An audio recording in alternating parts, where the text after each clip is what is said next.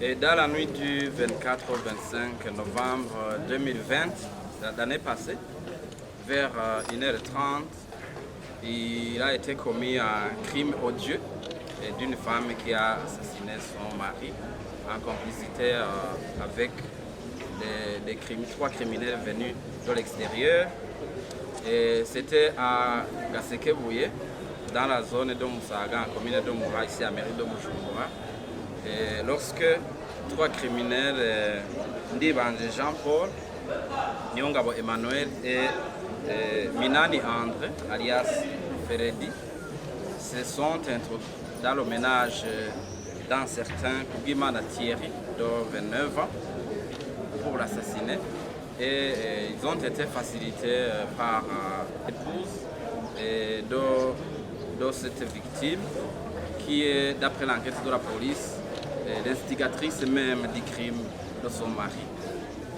D'abord, avant de tirer sur la victime des balles au niveau de la poitrine, l'expertise médicale a montré que le corps présentait des lésions corporelles, une bouche déchirée et un doigt presque cogné.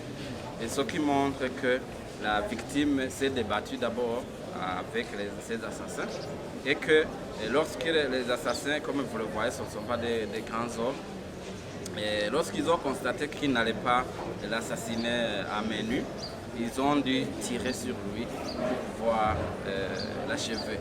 Et tout cela à la vue de la femme de la victime qui est Madame Kaneza Christa. Plusieurs éléments donc montrent l'implication, le rôle de cette femme comme instigatrice du crime et complice, auteur même. Et premièrement, c'est que la femme a d'abord contrôlé tous les mouvements des occupants de la maison. Et les occupants, l'occupante adulte, c'était une bonne. Et la femme a dû même l'enfermer dans sa chambre, ce qu'elle n'avait jamais fait, et pour pouvoir l'empêcher de suivre le crime qu'elle allait se commettre, ou de pouvoir porter secours. Deuxièmement, c'est que la femme a ouvert toutes les entrées à ces criminels qui venaient l'aider pour pouvoir assassiner cette personne.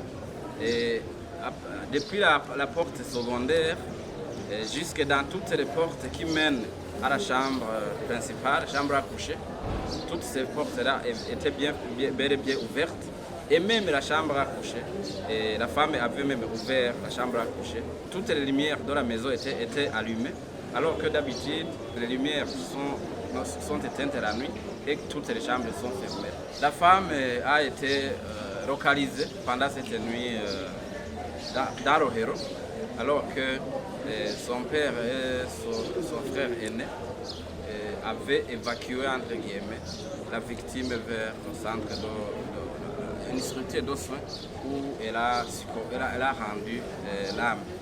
Et la femme a donc été, elle, vue, localisée par la technologie dans l'Ohero, dans la zone de l'Ohero, probablement pour pouvoir évacuer les criminels ou alors d'éventuels objets de valeur, biens de valeur.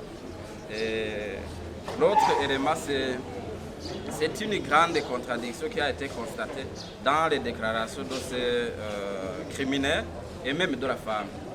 Et la police a dû reconstituer la scène du crime. Tout d'abord, la police a saisi le téléphone qui a été perdu par l'un des criminels, Ndibanje Jean-Paul, dans la chambre même du crime. Et puis la police a enquêté à partir du téléphone et est parvenue à appréhender le premier auteur du crime, auteur exécutant, je dis, un certain Ndibanje Jean-Paul.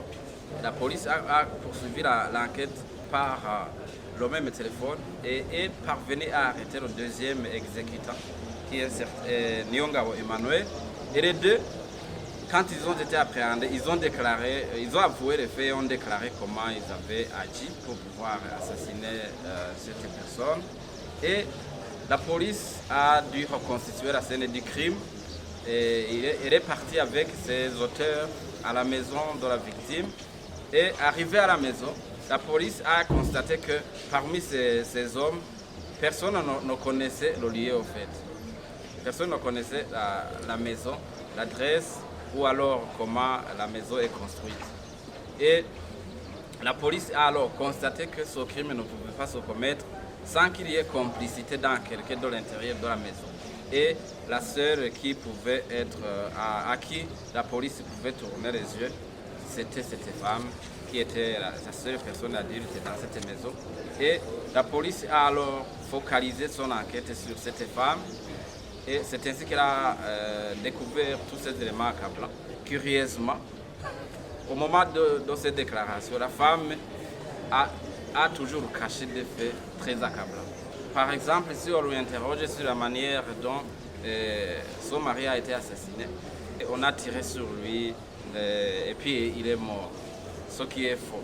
Parce qu'on a constaté qu'il y a eu des lésions corporelles sur son corps, ce qui montre qu'elle s'est d'abord débattue avec les criminels. Alors, l'omission de tous ces faits très accablants, et ainsi que tous ces éléments qu'on vient de décrire, montrent bel et bien que la femme se trouve être l'instigatrice du crime et même la co-auteure ou complice, sans laquelle il n'aurait pas eu lieu. Et le message, c'est de remercier d'abord la police judiciaire, la police et tous les services de sécurité qui ont vraiment usé de leur professionnalisme pour pouvoir appréhender les criminels, même s'il reste un qui est toujours recherché. Et en tout cas, l'auteur principal est déjà appréhendé, c'est la femme, ainsi que les deux complices qui n'ont ni pas les faits. Et la police a usé d'un professionnalisme exemplaire, et parfois même avec des résistances. Vous l'avez constaté vous-même que même ici, il y a eu des gens qui ont voulu s'opposer à ce que les faits soient portés au grand jour. Ce qui montre que l'enquête n'a pas été facile, mais elle a abouti à la vérité. Et maintenant, alors, nous voudrions décrier encore une fois et nous insurger contre ces crimes odieux de certains gens, de certains maris, de certaines épouses qui s'adonnent à ôter la vie de leurs époux, de leurs épouses ou de leurs époux, au lieu de s'adresser aux instances habilitées. S'il y a un conflit, s'il y a quelque chose qui ne va pas, il faut que les gens s'adressent aux instances habilitées, à la justice, à la police, pour qu'on puisse les aider à résoudre les différends, au lieu de s'adonner à l'administration de la mort d'une manière aussi atroce.